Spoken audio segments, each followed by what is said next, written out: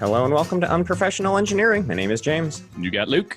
Luke, we're taking a look at something that's been all over the news the last few months. And I don't know why we haven't covered it sooner. I don't know why either, Luke. Just saying, James. The Mars Insight lander. Do you struggle saying rover instead of lander? Because everything was like a rover until now. Yeah, because it was rover since what, like 2015 or something like that? Yeah, something like that. Poor little guy's been up there by himself. Probably lonely. It's lonely up there on the red planet? Is that what we call it? I don't know. Some planet. Hey, can I start out with a little bit of backstory? I would love to hear some backstory. Okay, so as we know, we just mentioned, rover landed on Mars. It was by itself since 2000. I think Curiosity, 2012. So since 2012, it's been up there by itself. So here's just a quick backstory. So on May 15th, 2018, so all the way back in May, Curiosity launched at 4:05 a.m. and it was launched with the Atlas V401 launch vehicle. It actually launched from California, which doesn't happen all that often. I thought that was odd as well. Yeah, I saw that from Apollo Vandenberg Air Force Base in California.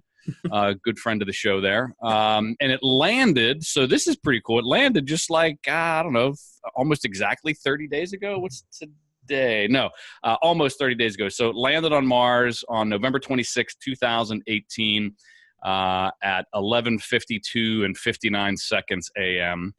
And the landing site was the Elysium Palantia on Mars. Whatever that is. I liked it. Planitia? I don't know. That sounds like a disease. And the crazy thing is, it's only supposed to have like a 2-year mission, a 1-year Mars mission, but 2 years in Earth time because how many times the place spins. But so basically, it's only supposed to be a 2-year mission and it's done. So I thought that was kind of interesting as well. But I wonder if that's kind of like space stations where they're like, this thing's only going to be in use for 10 years. And then they're like, okay, we extended it another 5. Then they extended another 5. And all of a sudden it's up there forever. So yeah. I wonder how that goes. But if we go back to our Terraforming Mars episode, we know that our friend the Muskers is looking to get people up there basically tomorrow. Yep. So maybe it doesn't need to be doing all this testing because we'll have you and I up there doing our show live. People up there. Yep. Live streaming from Mars. So a couple of the goals. How about that? There's only 2 that I know of. Well, yeah, pretty much. So one, I guess, like a high-level goal is just to understand the capabilities for future missions that are going there. But the big ones were the formation and evolution, so understanding how Mars and its terrain of the planet has evolved and investigate the inner structure of the planet. So dig down into the core and see what's in there, right? And then determine the present level of tectonic activity in meteorite impact rates on Mars. I could see you and I cut and paste from the same pages. I actually wrote that from a research paper I did on the Mars Insight lander. Really? Yeah. Interesting. I actually wrote the book on this. So I'm not going to call this out as like, really? This thing is only digging down like 15 feet. So is that really, like, I could dig a hole in my backyard 15 feet deep. And I guarantee you can't. No, probably. I would need like maybe a day or two.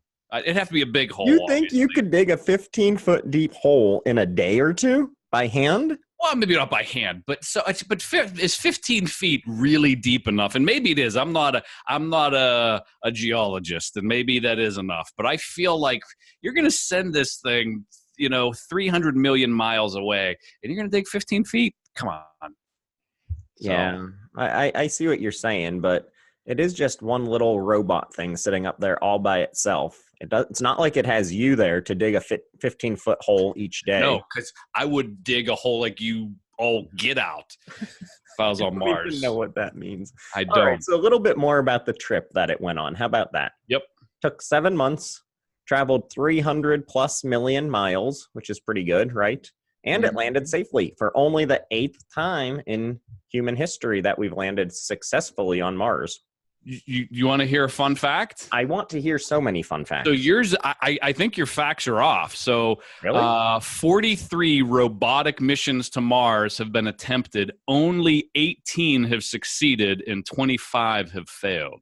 I think landed on Mars, though, is the key. I think some of yours are orbiting. Well, yeah, you're probably right. Yeah. I feel like I'm usually right. Well, no. We can fact check that, and we'll follow up with our listeners. We never fact check. Anyone who emails and asks for the answer, I will gladly respond to.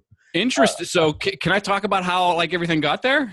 I'd love to hear how it got there. Okay. So, well, not got there, but the actual landing thing. So the landing? Yeah, the landing. Okay. So this thing, like you said, traveled 300 million miles. That's a lot. It's not a little. So that's like driving from Pittsburgh to Philly. It is, really. Yeah. So it entered Mars's atmosphere at precisely 12 degrees. So why 12 degrees, James? Any guesses? Do you mean 12 degrees Fahrenheit? No, the angle, the angle of entry. Oh, boy. I don't know, Luke. Please tell me why 12 degrees. So any less, and it would burn up.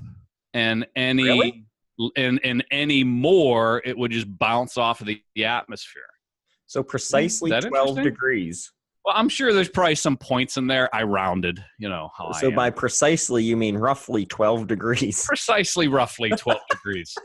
Well, it was booking. It was moving, 12,000 something, 300 miles per hour? It had to decelerate from 13,000 miles an hour. Goodness gracious. 1,000 miles per hour, because we do everything in miles per hour because that's way more accurate. It pulled 12 Gs for 2 minutes. I don't even know what a G is, but if you're pulling 12 of them, James, that's a lot.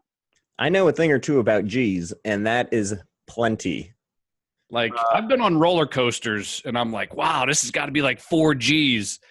I'm sure it's not. It's not, probably, no. I don't like any Gs. I think that's what I don't like about roller coasters, and that's why I don't ride them.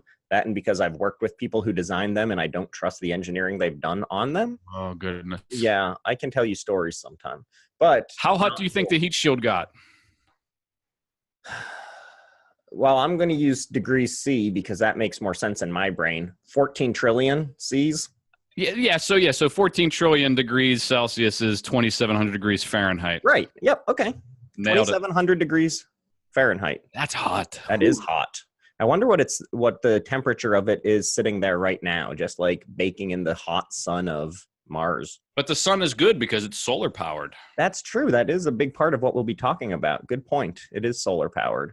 So then after this thing's going 1,000 miles an hour, right? It deploys a supersonic parachute, which that seems pretty cool. So a supersonic the hedgehog parachute pops out.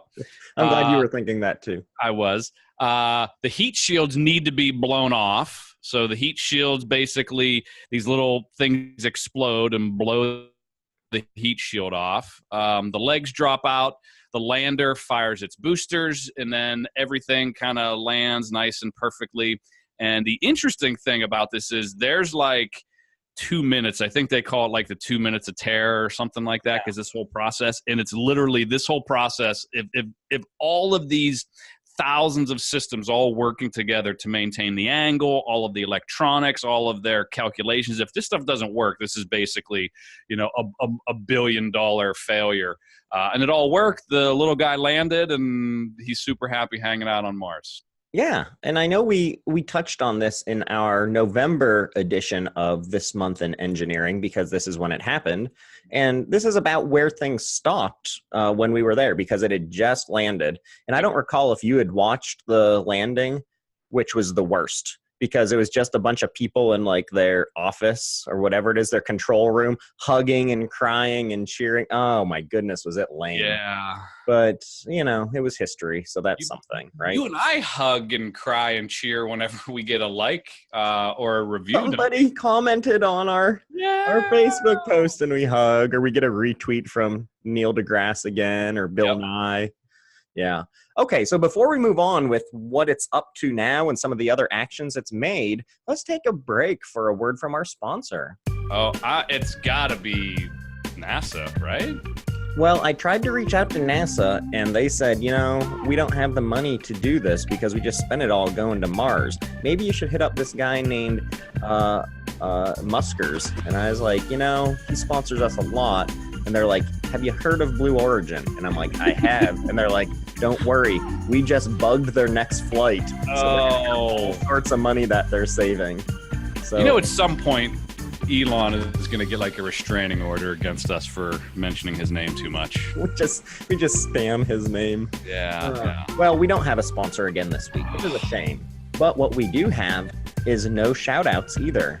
So that hurts. Yeah, it does. Listeners. It does. Don't write in or anything. But write in, give us a review, subscribe, hit us up on the Facebooks, the Twitters, the Instagrams. What would be the email address they hit us up I'm at? fairly certain the email address is unprofessionalengineering@gmail.com. Very good, right? Luke. And then the website is unprofessionalengineering.com, right? That's right. Very good. We're on iTunes. We're on SoundCloud. Give us reviews. We're up to 4,000 reviews? In the metric system, yes. So that's about 75 English. In English imperial units, yes, that's about 75 reviews. Very good. Yep, you're right. Leave us a review on iTunes or wherever you listen. We'll get rich and famous. Oh, we'll send you some stickers if you email us. Yeah, Professional Engineering. Yeah. So I have more I have to send out, especially the ones that aren't in America because they take an extra trip to the post office. I'm the worst. All right, so let's move on to talk about, after it landed, the first thing it had to do, which was pop out those two decagonal, that was tough, decagonal solar arrays that make it be powered, right? What's deck? Deck is 10? 10. Yeah. 10, so it's a 10-sided foldable solar panel. So it's like they did a little origami when they folded it up, probably. Probably, yeah. And it's, for the layman out there, not like experts like us, who are close personal friends with JPL. Yeah. It's a fancy solar panel, right? Okay. So Elon slaps those on your roof now, and it's no big deal. Yep. So they have solar panels for commoners out there. They also have some rechargeable batteries on board. So each day they're able to recharge these batteries and fill up the banks to keep the power moving. So Insight has two solar arrays that are about 7 feet wide, or for metric units, that's 18 kilometers. When they open up, the entire lander is about the size of a convertible. And did you see the first picture? You could actually see it from a telescope. You could actually see the solar panels deployed. It was one of the first times you could see Curiosity on Mars. Or I'm sorry, Insight on Mars. Insight. Yeah. Sorry, wrong one. It's very neat.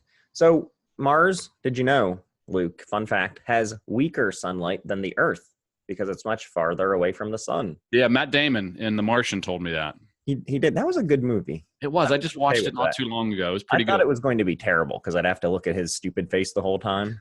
But no, it was actually pretty good. You're not a fan of Matt Damon? I actually do like him too, which is, I don't know why I said that. Just grumpy, I guess. But the lander doesn't really need a whole lot to operate, which is useful. No. The panels provide 600 to 700 watts on a clear day, which isn't a whole lot. It's enough to power a blender, they say, but it's enough to keep the instruments conducting science on Mars, which that doesn't make sense to me. Why is my blender wasting so much energy? Exactly. Kind of dig 15 measly feet deep, unlike you, who could just dig to the center and the other side, all on the same amount of power. It doesn't make sense to me. But I thought about this myself too. These things get dusty. They already have the whole dust covered up for the cameras with dust. These solar panels are going to get dusty as well, but they're able to still provide 200 to 300 watts, which is enough power to keep recharging the batteries and keep things moving. So that's interesting, right? They have to have some kind of system that brushes them off, right? Do you think there's that robotic arm that we're going to talk about takes a little dust broom and Well, no, how hard would it be? They're literally sending a device from our planet to another planet, and they can't devise something to dust off the the solar panels? Come on. So what I'm thinking is they have big dust storms. They cover them up a bit, and then the wind blows, and it blows most of it off. So it's not really a big deal. Okay. I don't know. Did you see that it landed on a 4-degree tilted area in that the deserty thing, dusty area you talked about? I thought that was weird. But fortunately for us, it was designed to operate up to a 15-degree tilt, which I thought was kind of high. But landing on this sandy area was really important so that they'd be able to place their probes, so both for heat flow as well as for the seismometer that they're putting. So I didn't catch this because my research. I spent so much time researching. Does this one move like the other one? So this one lands and is stationary. The total workspace that it's going to ever be using is about 14 feet by 7 feet. So It just plops there. They're like, oh, thank goodness that it landed somewhere that is suitable, and it just stays there. And so it's good because they landed in a place they wanted to that's nice and sandy, but there's also not even many rocks around. So that kind of helps out. So they're going to then basically find good places to put their tools down and do their testing for the next couple of years. Did you see the heat flow probe that they're using is nicknamed the Mole? Yeah. And this is the thing that digs down like 15 feet. And I think what it's going to do is it's going to measure. I saw something where it says it's going to measure, and you probably know this because you're a pretty smart person. I am. It's going to measure the wobble of the orbit around the sun, and somehow by the way Mars wobbles as it orbits the sun, they can determine what the actual core of Mars is made out of. Oh, yeah. Well, or be able to predict then. Yeah, but or how can better tell? predict. Yeah. Well, we know how these materials react on Earth and things like that, and how they vibrate on Earth. So I don't know. In theory, you'd be able to figure it out. What if it's made of gold, Jerry? Oh my goodness, that would be amazing. Just think how fast people would get to Mars then. Wouldn't that be funny? Yeah, but then there'd be so much of it, it would lose value. That's true. I guess supply and demand, James. Supply and demand. I was not good at econ. I'm sorry. The mole digs 16 feet. I shortened it by a foot. I was shortchanging the mole by a foot. But yeah, it goes 16 feet down and is going to check those things you mentioned before. It's going to do seismic activity and also measure the, I guess, probably some thermal loss to kind of measure the temperature difference from 15 feet below and 15 feet above. 16. Yeah. 16. Yeah, you're really selling it short. So have you looked into the robotic arm at all, which I think is pretty neat? No. So one of the key features is that it's going to dust off the solar panels. No, that's not true. That's not true. Oh, I was so excited. So it has about a 6-foot reach. So basically think this thing lands and then this arm just like crawls out. And now it can move around with a 6-foot reach. And it's going to then pick up the science instruments that were shipped along with the lander, like from the lander deck, and then gently set them on the Martian surface. So I told you it's about 14 by 7 is the working area. So what they're doing now actually is using the deployment camera located on the elbow to take pictures of the land around where the lander landed. Can I say land more often? And determining what the best location is going to be to place the tools so that they're going to be most successful. It also turned around and took a selfie of itself, which was kind of neat. That's pretty cool. So it's sending back basically like a 360 capture of what it looks like around the lander. And then our NASA scientists and whoever else are going to determine where we should be placing our tools. So then the robot arm is going to set them there on the surface. So that's kind of cool. So 2 or 3 months could go by before the instruments have been situated and calibrated, which I feel like is a mega long time because you're doing like 2 things. But then again, you're using one robot arm 300 million miles away. So yeah, the thing that it seems like a lot of things have happened really quickly, and then now it's going to like just from a timeline standpoint. So November 26th it lands. December 7th, the vibrations pick up some Martian winds. December 11th, like you said, it took its first selfie. December 13th, it takes the picture of the space it landed on. December 19th, it's starting to place. It did so much so quickly, and now they're saying like 2 months before like the next thing that it does. It's like, what's it doing? Taking a coffee break? I mean, Yeah. I don't get it. Well, that's leading into my first fun fact. Do you want to hear it? I can't wait. Wow, I'm glad you're so excited. So during the first few weeks, and this is kind of why it's going slowly, InSight has been instructed to be extra careful. So anything that's unexpected that happens is going to trigger a fault, which is basically saying, stop doing whatever you're doing and go back to your home position. And so if anything's out of routine, it stops and goes back. And so that's why a lot of these operations are taking longer, because it's being extra careful while it's out there. You want fun fact number 2? Shoot. This was kind of neat. InSight sensors, this was all bonus stuff, captured a haunting low rumble, quote, of the vibrations of the wind, estimated to be blowing about 10 to 15 miles per hour or 47,000 kilometers per second on December 1st from the northwest to the southeast. And the winds were consistent with the direction of a dust devil streak that they saw in the landing area, which were observed from orbit. And we can get into that a little bit more later on, but basically the seismometer equipment that they have is so sensitive right now that it was able to pick up on the vibrations of it to hear that. So that's pretty outstanding. Nice. Just the technology that goes into this is amazing. All right, before we move on with any more about the seismometer, the weather tracking, any other instruments, the cameras, fun facts, all that stuff, let's take a break for this week's Luke's Rant. So this rant, and we rant about Musk a lot, and I'm going to do it one more time. So relatively recently, depending on when you're listening to when this podcast goes out.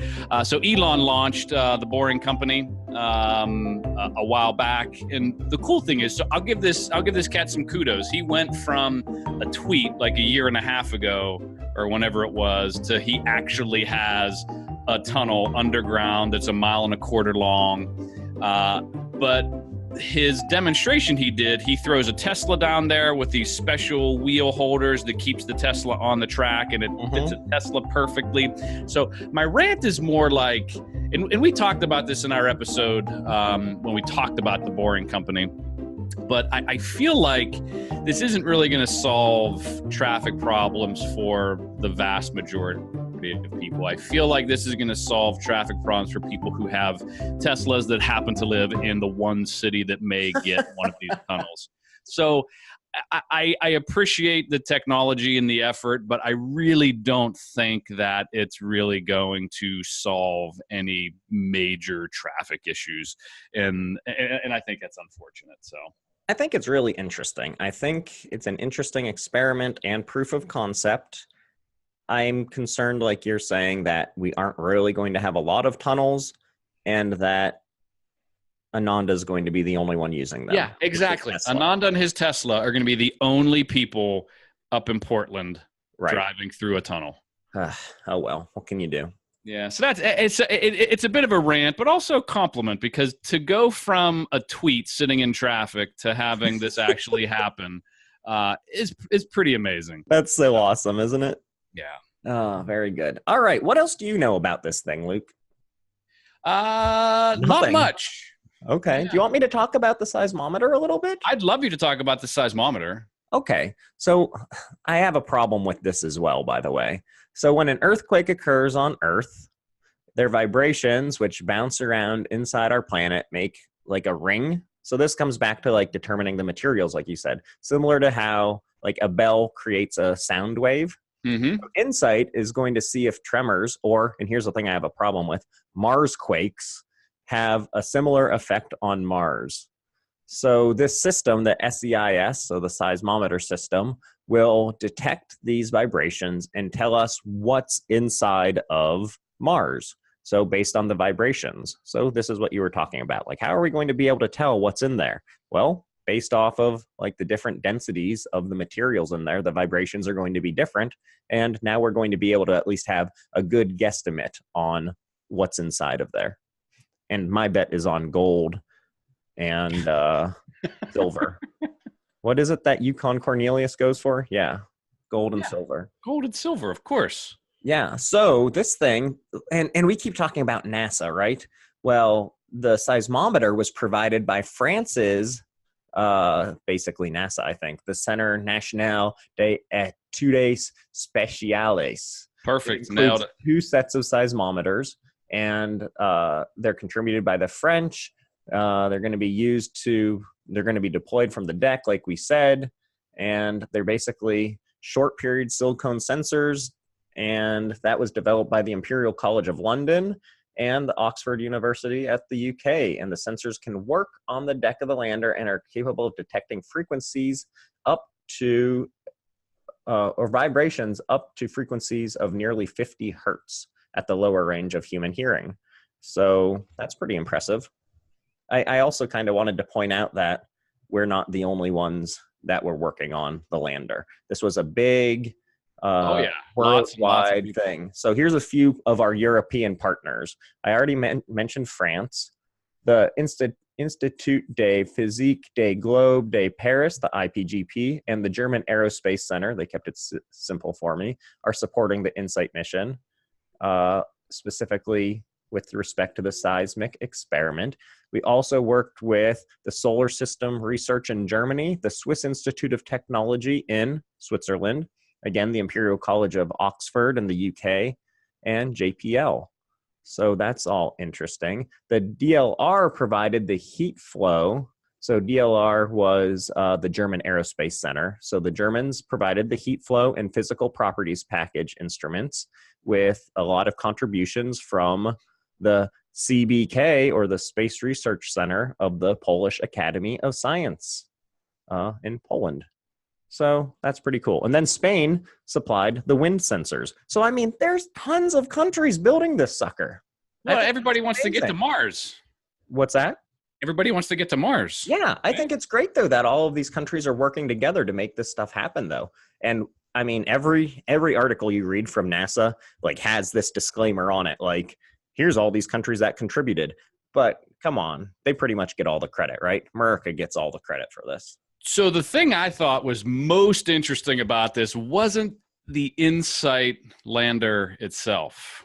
It was the Marcos. Did you hear about these? You know, I thought they were interesting as well, but I don't know if they were that interesting. See, I think they're super interesting because I think this is probably going to be, when you think of long distance communication, this feels like this is the solution that's going to help, that's going to do that. So the rocket that launched InSight also took these two briefcase-sized satellites. They're called CubeSats. Wally.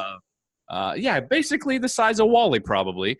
And they flew up with the InSight, and they were deployed. And they actually, in orbit around Mars, have actually successfully communicated with InSight. So when you think about the fact that not only did we launch InSight, but we launched satellites around another planet that is communicating with devices on that other planet, and we can monitor those communications.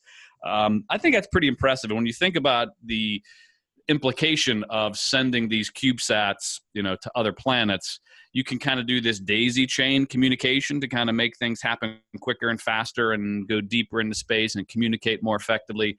I think that's pretty impressive. So I thought they were impressive as well, but they were named after the Wally characters. I don't remember. I didn't catch that. Wally, and I don't remember if it's Ava or Evie or Eva. Oh, okay. I didn't see the names. Yeah. So I thought that was the most important part, is naming something after a cartoon. Okay. So a little bit about the weather on Mars. You interested? I love the weather on Mars. Do you? It's Yeah, pretty nice. very temperate. So it has to be a very sensitive measurement, very temperate, because the air density there is a factor of 100 or more less than we have. So the air doesn't actually drag away as much of the heat.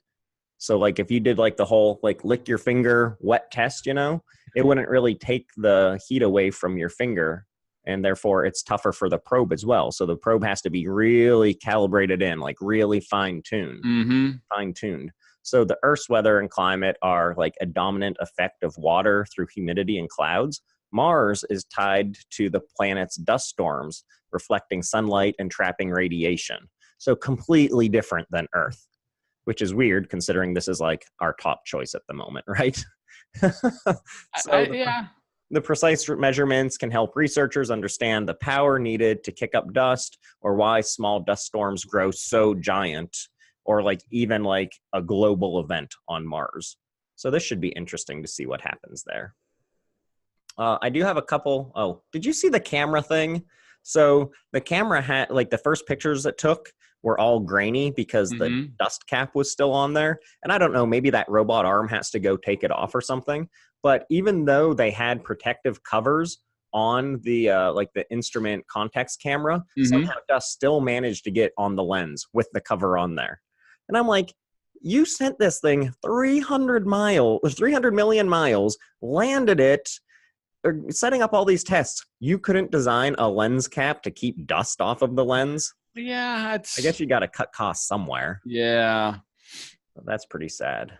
I have a few fun facts. Do you have anything else you wanted to share, Luke? No, I don't think I did. Let me see. I did have... While you do that, first fun fact. Data downlinked from the lander indicates that during the first full day on Mars, the solar-powered InSight spacecraft generated more electrical power than any previous vehicle on the surface of Mars. That's pretty cool. I think that's pretty interesting. Fun fact number 2, InSight will operate on the surface of Mars for 1 Martian year plus 40 Martian days, or sols, the equivalent of nearly 2 Earth years, like you said. They stole that from the movie. I thought sols was just stupid. I get it. They're days. It's fine. If they have to be called Mars quakes, why don't you call them Mars days? Dumb. I hate Mars quakes. What a stupid word. Fun fact number 3, and my last one. The InSight lander, its heat shield and parachute were spotted by the High Resolution Imaging Science Experiment, or HIRIS, in one set of images back on December 6th, and again on Tuesday, December 11th. The lander, heat shield, and parachute are roughly 1,000 feet, several hundred meters, from one another on that Elysium Planitia. So that's pretty cool that they could actually spot them with this imaging thing they have floating around out there. I have a question. I have for an our answer, audience, perhaps. and maybe you have an answer. So we always make fun of our flat Earth friends out there, and how they don't believe in like the moon landing, because the moon landing proves that the Earth is, obviously round and blah, blah, blah, blah, blah. What do you think flat earthers think of all of this data that we get from Mars? Do you think they think this is all just a big conspiracy and we didn't really go to Mars, and this is, the exact same thing we did with the moon landing? It was all done in some, movie studio somewhere. Or do you think that they think we're doing it and this planet is round and we are flat? Well, if you've listened to our Atlantis episode, which just came out along with Aquaman, you would know that I am now a full-fledged flat earther. Okay, so what's your opinion? Did we really go to Mars, or is this all just propaganda? I'd like to make it clear that this is not just an opinion, but it is science and fact that this was all set up by NASA, which is just an organization to propagate lies. Wow. And that we never actually made it to the moon or Mars. The Mars, and that they're just holding us hostage with knowledge, basically. And I, for one, am just sick about it. If you and I were side by side right now, I think I would punch you right in the face. I would deserve it. You would. That's a good question, though. I wonder what they think. I don't know if we have any real flat earthers that listen to us regularly. We had one dog us. We had did one have dog one. us once. And one guy just yelled at us for posting something about flat earthers because he didn't want to give them any credibility or talk about them. But yeah, if you do believe in the Earth being flat, write in and let us know what you think about the Mars landing. I won't make fun of you, I promise. No. They're unprofessionalengineering@gmail.com. That's a good question, Luke. Well done. That's a very good one. So. Yeah, I like that because you go deep on these things. I do. Very thoughtful of me. I think maybe we should check back sometime to see, what it's up to. Maybe not a full episode, but maybe we could give an update on it. Oh, I think we definitely do an update, because what's going to happen is it's going to find that little guy with the Roman helmet on and the ray gun from the Bugs Bunny commercials. They're going to find him, of course, and we're going to have to talk Marvin about the Marvin. Martian. Yeah, Marvin. We're going to have to report that they found Marvin. That's fair. Right? Good point. Man, what happens when they do? Why did he have like a Roman helmet on with like a? It's a weird. He had a dog too, a space dog. I don't remember that. I think he did.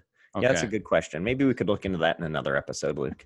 Hopefully everybody learned something about the lander. I thought this was a pretty interesting topic because, it's happening now and it's history. So it is history. Hopefully you liked it. Let us know what you think. But until next time. See ya.